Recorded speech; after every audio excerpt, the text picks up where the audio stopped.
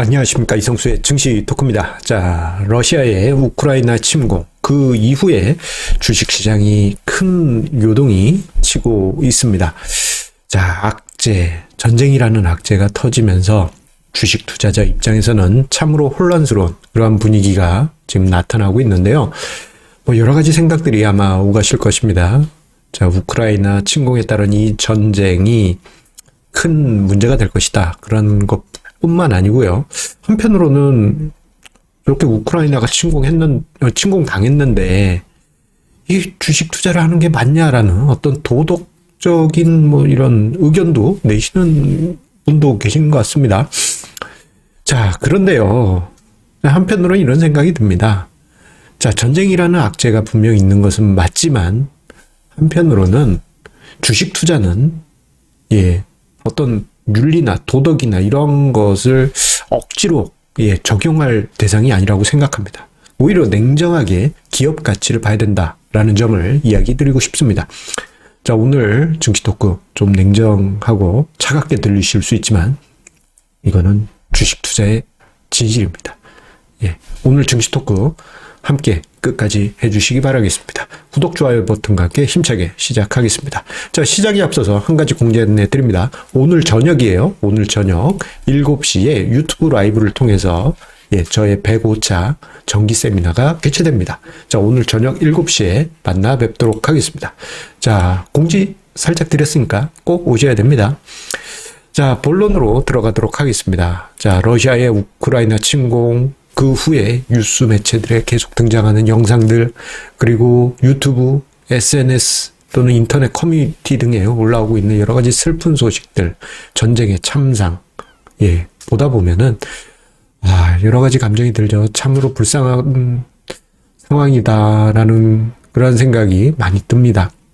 저도 보면서 참 이 러시아 너무하네 이런 생각이 많이 들어요.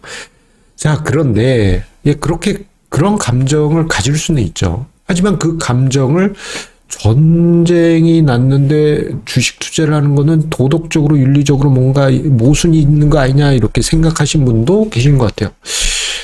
자, 이게 논리 비약이라는 저는 생각이 들어요. 굳이 저렇게 생각할 이유가 있을까? 이런 관점에서 본다면은 다른 나라에서 전쟁이 나서 사람들이 고통을 받는다? 그러면 우린 왜 밥도 먹지 말아야죠. 활동도 하지 말아야 되고 경제활동하지 말아야 되고 그래야 됩니다.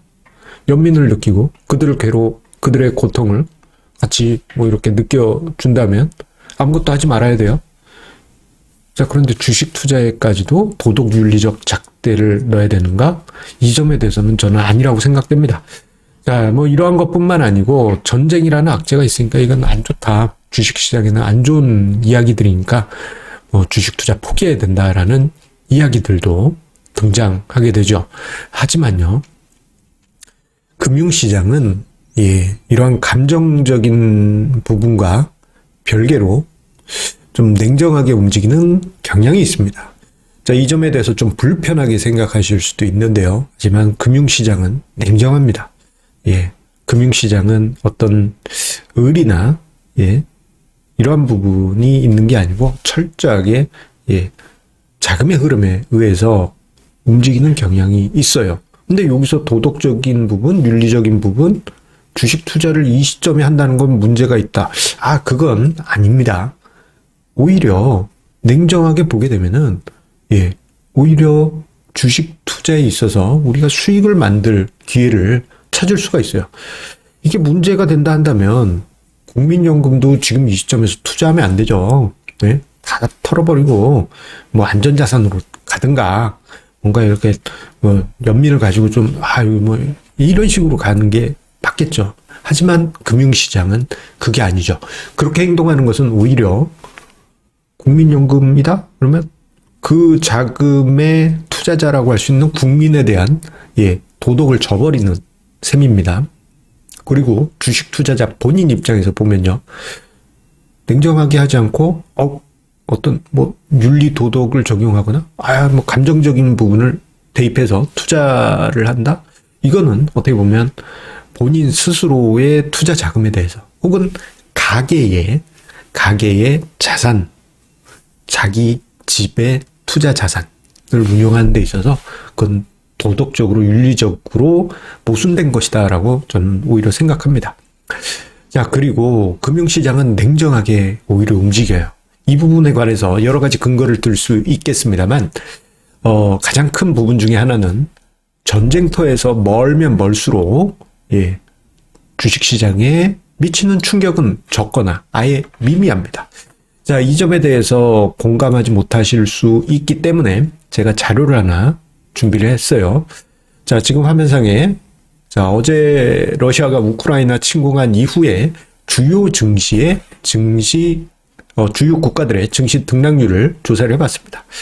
자, 우크라이나 같은 경우에는 주식시장이 거의 매우 미미하기 때문에 조사하기가 어려웠고, 러시아 같은 경우에는 이슈가 컸죠. 장중에 러시아 증시가 반토막 났었습니다. 살벌하게 떨어졌어요. 자, 그 이웃 국가, 우크라이나의 이웃 국가인 폴란드 같은 경우 어제 11% 하락했어요. 자, 전쟁터에서 가까운 국가나 해당 국가인 경우에 낙폭이 컸던 것을 확인할 수 있는 대목이에요. 그런데요, 전쟁터에서 조금 더 떨어진 유럽 지역이나 유럽 지역 같은 경우에는 한 -3에서 -4% 정도 하락했습니다. 영국 FTSE 뿐만 아니고 독일 닥스, 프랑스 까크 지수 등등 3 내지 4% 하락했어요. 폴란드보다도 러시아보다도 낙폭이 적었죠. 심지어 미국 같은 경우에는요, 장 초반에 한 30% 정도 하락으로 시작했다가 장 마감에는 되려 상승하면서 마감이 됐습니다. 그리고 우리나라 증시도 어제 오늘 이렇게 따져보게 되면은 한 1% 정도의 하락이에요. 일본, 중국, 마찬가지입니다. 거의 반올림하면 마이너스 한 1% 정도 하락. 금융시장이 이렇게 냉정합니다. 전쟁터가 아니라면요, 금융시장은 그렇게 큰 반응이 없어요. 막상 당사국이나 인접국에는 피해가 있을지언정 거리가 멀면 멀수록 오히려 그 영향력은 급격하게 줄어듭니다. 오히려 우리가 전쟁이라는 어떤 이 영상 그 현장의 참화 이거 보면서 가슴 아파. 그건 맞아요. 저도 뉴스를 보면서 참 많이 가슴이 아프고 슬픕니다만, 그것을 오히려 투자에 이입시킨다? 이거는 안 된다고 봅니다. 오히려 우리가 기업 본질과 기업의 가치를 볼 필요가 있습니다. 특히 지금 수천 킬로미터 떨어진 곳에서 발생한 전쟁이잖아요. 자, 이 전쟁으로 인해서 우리 기업들이 생각을 한번 해보세요. 자, 경영 활동이 다 중단됐습니까? 아니죠. 여러분들 회사에서 열심히 일하고 계시고, 그리고 예를 들어서 마케팅 하시는 분들은 또 회사의 제품이나 컨텐츠를 판매하기 위해서 정말 여러 가지 활동하고 계시고, 공장에서는 제품을 생산하기 위해서 열심히 생산을 하고 계실 것이고, 그리고 IT 기업이다 그러면 컨텐츠를 만들고 코딩하고 개발하고 이런 거 멈추지 않잖아요. 자, 오히려 지금 이런 과정에서 한국에서는 땡땡 산업, 이게 굳이 제가 어떤 산업이라고는 이야기하지 않겠습니다. 여러분들도 저 무슨 얘기인지 저 알아요. 많은 분들께서 생각하실 것입니다. 오해가 있을까봐 그냥 땡땡 산업이라고 이야기하겠습니다. 이 땡땡 산업, 이 회사 이름 아니에요. 산업, 업종 이름입니다. 업종. 자, 반사이익 가능성이 높아지고 있죠. 자, 그 업종의 여러 가지 수주 이야기 계속 이어지고 있고, 그 업종 같은 경우에는 여러 가지 그 자재들이 많이 들어가기 때문에, 후방 산업으로의 긍정적인 효과가, 연쇄적으로 이어질 가능성이 크지 않습니까? 자, 그런데, 생각해보면, 이런 상황에서 타국의 전쟁 때문에 우리나라의 기업의 가치가 떨어졌을까요? 자, 아니죠. 이러한 부분을 보게 되면은 아닙니다.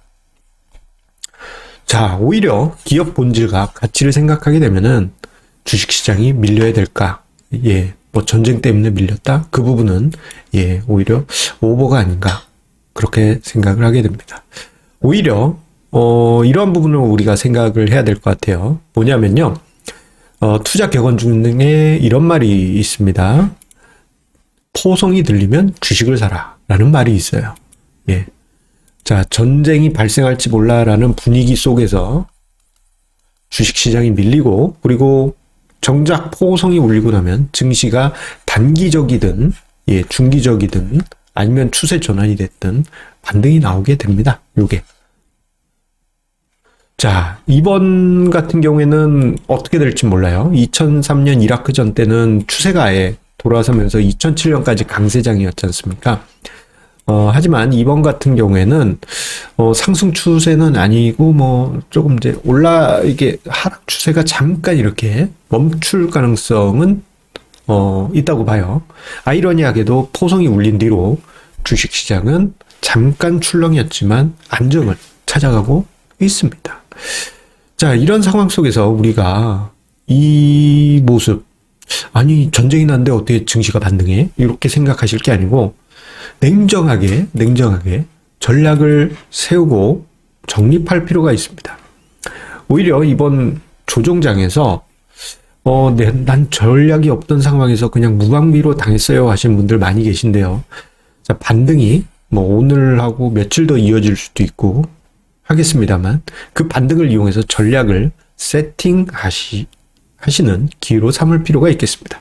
자, 지난주에 증시 토크에서도 반등이 나오면 그 반등을 이용해서 자산 배분 전략, 분산 투자, 그리고 여러 가지 포트폴리오 전략, 빚투자금 과도한 분 같은 경우에는 그 좀 부담을 줄이시는 그러한 전략적인 기회로 삼으시라고 이야기 드렸었는데, 그런 기회를 잡으신 분도 계시지만 놓치시고 이번에 좀 흔들릴 때 같이 흔들리신 분들도 계실 거예요. 하지만 이번에 반등이 나온다면, 자, 전략이 없었던 상황에서, 예, 전략이 있는 상황으로 바꾸시기 바라겠습니다. 그래야지만 앞으로 증시가 어떻게 움직이든지 간에 투자 성과를 만들 수 있겠고요. 그리고, 이역 만리에서 발생한 전쟁이라는 리스크는, 예, 이게 충격적이긴 하죠. 다만 시간이 지나면 지날수록요, 그 충격파, 증시에 미치는 충격파는 점점점 이렇게 줄어들게 됩니다. 자, 이러한 점을 생각하시면서 여러분들 냉정한 투자를 이어가셔야 되겠습니다. 자, 이번에 이제 우크라이나에 대한 러시아 침공 이후 사회적으로, 국제 정치학적으로 좀 복잡한 일들이 있죠. 예. 참, 생각해보면 미국 중심의 헤게모니가 좀 바뀌는 것 같긴 합니다. 자, 이런 부분은 차치하고요. 우리가 냉정하게 주식시장에서 어떻게 이것을 분석하고 투자를 해야 될지, 이러한 관점으로 접근하시면 우리가 좀 현명한 투자 판단 내릴 수 있지 않을까요? 예. 자, 여러분들의 성공 투자 기원 드리면서 오늘 저녁 7시 유튜브 라이브에서 만나 뵙겠습니다. 감사합니다.